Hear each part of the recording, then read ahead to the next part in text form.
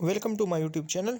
आज हम डिस्कस करेंगे माय लास्ट डचेस, जिसको एक famous Victorian writer Robert Browning ने लिखा है। अब ये पोएम जो है तो ये हमारे पास ड्रामेटिक मोनोलॉग की फॉर्म में है और इसमें जो स्पीकर है तो वो ड्यूक अल्फांसो है, जो कि फिरेरा का ड्यूक था। फिरेरा इटली में एक जगह है तो वो वहाँ का ड्यूक था।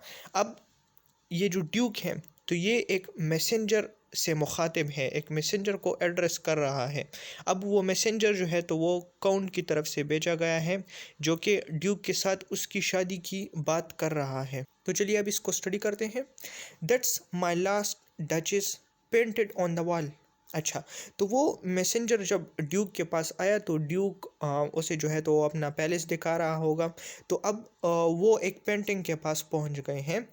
तो ड्यूक उसे कहता है कि ये मेरी प्रीवियस वाइफ है, डचेस जो ड्यूक की बीवी थी। तो ड्यूक उसे कहता है कि ये मेरी जो थी ये मेरी लास्ट डचेस है। यानी कि इससे हमें ये पता चलता है कि या तो वो ड्यूक को छोड़ के चली गई है या उनकी डेथ हो गई है। Looking as if she were alive. और ड्यूक कहता है कि ये ऐसी दिख रही है कि जैसे वो जिंदा है, यानी कि वो पेंटिंग काफ़ी ज़्यादा खूबसूरत है। I call that piece a wonder now Fra Pandolf's hands work busily a day. फिर जो ड्यूक है वो फर्दर कहता है कि मैं इस पेंटिंग को एक पीस ऑफ वंडर कहता हूँ और इसको बनाया है प्राफेंडोल्फ्स ने, और प्राफेंडोल्फ्स ने काफ़ी कम टाइम में इसे बनाया है। वर्क बिजीली अडे, यानी कि मैंने उसको काफ़ी कम टाइम दिया था और उसमें इसने इस वंडर को बनाया। एंड देयर शी स्टैंड्स, और अब ये पेंटिंग तुम्हारे सामने है। Will you please sit and look at her. फिर ड्यूक उसे कहता है कि क्या तुम यहाँ पर बैठ के इस पेंटिंग की ऑब्जर्वेशन करना चाहते हो। I said Fra Pandolf's by design. अच्छा, फिर वो कहता है कि मैंने प्रोफेंडोल्फ का नाम जो है तो वो इंटेंशनली लिया है। For never read strangers like you that pictured countenance. अच्छा, फिर वो उसे कहता है कि तुम्हारी तरह जो स्ट्रेंजर्स यहाँ पे आते हैं तो वो जो ये डचेस है इनके फेस पे जो एक्सप्रेशन है तो वो उनको सही तरह से ऑब्जर्व नहीं कर पाते। The depth and passion of its earnest glance. तो ड्यूक उसे कहता है कि जो स्ट्रेंजर्स यहाँ पे आते हैं तो वो ये जो पेंटिंग है इस पे जो ये एक्सप्रेशन है डचेस के, इसको डीपली ऑब्जर्व नहीं करते। But to myself they turned since none puts by the curtain I have drawn for you. लेकिन मेरे ख्याल से वो कहते हैं कि वो इस बात से मुकर जाते हैं, यानी कि वो मुझसे पूछते नहीं है। Since none puts by the curtain I have drawn for you but I. और फिर ड्यूक उसे ये भी कहता है कि मेरे अलावा यहाँ पे किसी को एक्सेस नहीं है, यानी कि यह कर्टन जो है यहाँ पे। और इससे हमें यहाँ पे एक और बात भी पता चलती है कि जो ड्यूक है तो उसने इस पेंटिंग को पर्दों से कवर किया है, यानी कि सिर्फ वही यहाँ पे आके उस पर्दों को हटाते और पेंटिंग को देखते हैं और किसी को जो है तो यहाँ पे इजाज़त नहीं है। And seem as they would ask me, और ऐसा लगता है कि वो लोग मुझसे पूछेंगे if there does how such a glance came there, कि ये जो डचेस है तो इसके चेहरे पे ये खुशी, ये जो चमक है ये क्यों है। So not the first are you to turn in ask thus. और फिर वो उसे ये भी कहता है कि तुम वो पहले बंदे नहीं हो जिसने कि ये सवाल किया है। Sir it was not her husband's presence only. अच्छा, अब यहाँ पे जो ड्यूक है तो वो उसको डिफरेंट रीजंस बताता है कि ऐसा लुक इस डचेस के फेस पे क्यों है। तो वो कहता है कि sir it was not her husband's presence only, कि ये सिर्फ मेरी मौजूदगी का कमाल नहीं है, यानी कि जिस टाइम पेंटिंग बन रही थी तो उस टाइम ये भी वहाँ पे मौजूद था। Called that spot of Joy into duchess cheeks. अच्छा, तो पर्टिकुलरली ये लोग जो डचेस के चीक्स हैं उसकी बात कर रहे हैं, उस पर जो शाइन थी या जो पिंक कलर का ब्लश था उसकी बात कर रहे हैं। परहैप्स प्रोफेंडोल्फ्स चांस टू से। तो वो कहते हैं कि हो सकता है बाई चांस प्रोफेंडोल्फ ने कुछ कहा हो। हर mental lapse over my ladies wrist too much, कि उसने ये कहा हो कि उसका जो शॉल है, मेंटल कहते हैं शॉल वगैरह को या जो क्लॉथ्स वगैरह जो कि बॉडी को कवर करते हैं, तो उसने हो सकता है कि ये कहा हो कि ये जो शॉल है उसका ये उसके हाथों को कवर कर रहा है इसलिए मैं ड्रा नहीं कर सकता। और paint must never hope to reproduce the faint half blush that dies along her throat।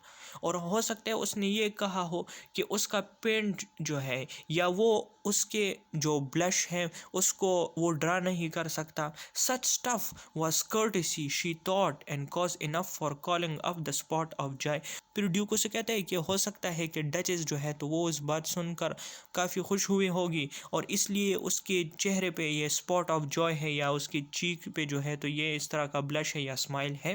तो अब ड्यूक फर्दर जो है तो डचेस की पर्सनालिटी बयान करता है।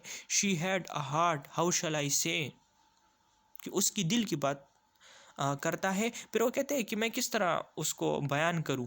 To soon made glad too easily impressed, यानी कि उसकी पर्सनैलिटी इस तरह थी कि वो काफ़ी जल्दी खुश हो जाती थी और काफ़ी जल्दी इम्प्रेस भी हो जाती थी, यानी कि वो काफ़ी अच्छी तबीयत की मालिक थी। She like what ever she looked on, और वो जो कुछ भी देखती तो उसे पसंद आ जाता, यानी कि वो नखरे वगैरह नहीं करती थी।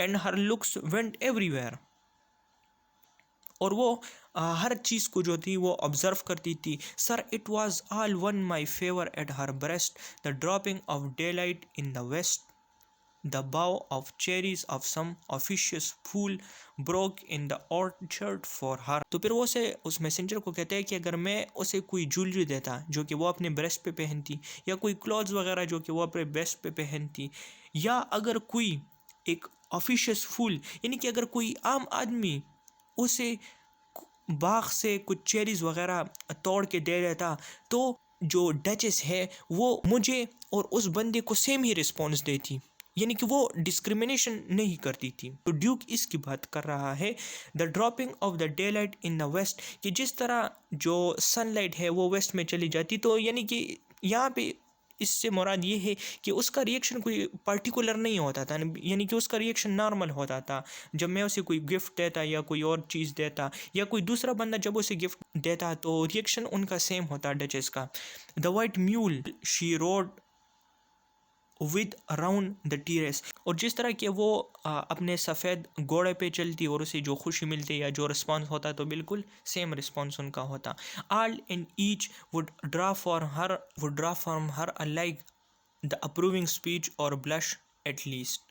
और फिर उसी की बात कर रहा है कि तमाम लोग जो थे तो उनसे वो सेम अल्फाज सुनती और वो ब्लश हो जाती, यानी कि वो सबके लिए इंथुसियास्टिक बिहेवियर शो करती थी। She thanked men good but thank somehow, और वो लोगों का शुक्रिया भी अदा करती। I know not how as if she ranked my gift of 900 years old name with anybody's gift. अच्छा, अब यहाँ से हमें पता चलता है कि ड्यूक जो था तो वो इस बात से काफ़ी नाराज़ था, तो इसलिए वो यहाँ पे कहता है कि मैंने जो उसे 900 ईयर्स ओल्ड नेम दिया, यानी कि ड्यूक अपने ख़ानदान की बात कर रहा है, यानी कि मैंने उससे शादी की, मैंने उसे अपना इतना बड़ा नेम दिया, लेकिन फिर भी उसका बिहेवियर जो था तो वो इतना नीचे लोगों की तरह था। Who would stoop to blame the sort of trifling. Trifling का मतलब है एक मामूली सी बात या एक अनइम्पोर्टेंट चीज़। तो ड्यूक कहते हैं कि अब कौन इतने लो लेवल पे जाए और डचेस को समझाए कि ऐसा करना ठीक नहीं है या ऐसा मत करो या उसे ब्लेम करें। यानी कि यहाँ से हमें यह लगता है कि ये जो ड्यूक है तो ये काफ़ी ईगोइस्टिक है। Even had you skill in speech which I have not, to make your will quite clear to such one and say just this or that in you disgust me, here you miss, or that exceeds the mark, and if she let herself be lessened so, nor plainly set her wits to yours, forsooth and made excuse। फिर Duke कहता है कि अगर तुम्हारे पास speech की skill होती है, यानी कि तुम अगर डचेस को यह कहते हैं कि तुम्हारे अंदर ये खामी है और मुझे ये चीज़ पसंद नहीं है और तुम यहाँ पे अपनी लिमिट क्रॉस करती हो, अगर वो जो थी वो इस बात को मान लेती या कोई एक्सक्यूज़ पेश करती, even then would be some stooping and I choose never to stoop. अच्छा, तो फिर वो कहता है कि अगर मेरे अंदर ये स्किल्स होती तो फिर भी मैं उसके आगे नहीं झुकता, मैं उसको ये बात नहीं करता। तो यहाँ पे फिर जो है तो वो अपनी ईगो दिखा रहा है कि मैं फिर भी जो है तो मैं उसे ये नहीं कहता। तो इससे हमें यहाँ पे एक ये बात भी पता चलती है कि ड्यूक ने कभी भी उसको ये बात नहीं बताई कि मुझे तुम्हारी ये बिहेवियर जो है तो ये मुझे पसंद नहीं है। O sir she smiled no doubt whenever I passed her. और वो कहती है कि वो काफ़ी खुशमिजाज थी मेरे साथ, वो हंसी थी जब वो मुझे देखती, जब मैं उनके पास गुजरता। But who passed without much the same smile this grew I gave commands. अच्छा, तो वो कहते हैं कि वो मुझे भी स्माइल देती, लेकिन मेरे साथ साथ जो दूसरे लोग थे तो उनको भी वो सेम स्माइल देती। और ड्यूक कहता है कि ये बात जो थी वो मुझे पसंद नहीं थी। तो फिर वो क्या कहते हैं कि दिस ग्रू, और ये चीज़ बढ़ गई, आई गेव कमांड्स, और फिर मैंने कुछ कमांड जारी किया। वो कमांड क्या थे? देन आई स्माइल स्टॉप्ड, और फिर उसकी सारी हंसी रुक गई। देयर शी स्टैंड, और अब वो तुम्हारे सामने है। यानी कि वो कमांड जो था, वो कमांड डचेस की डेथ का था। यानी कि ड्यूक ने जो था कमांड दिया कि उसे असासिनेट किया जाए, और उसने उसे मरवा दिया। और अब वो उसे कहता है कि अब वो तुम्हारे सामने है, एज इफ अलाइव, और ऐसा लग रहा है कि वो अभी भी जिंदा है। Will it please you rise we will meet this company below then. अच्छा, फिर वो उसे कहता है कि, यानी कि स्टार्ट में उसने कहा था कि तुम बैठ जाओ और इसको ऑब्जर्व करो, अब वो उसे कहता है कि तुम उठना पसंद करोगे क्योंकि हमें नीचे कुछ कंपनी के साथ मिलना है, कुछ लोगों के साथ मिलना है। I repeat the count your master's known munificence is ample warrant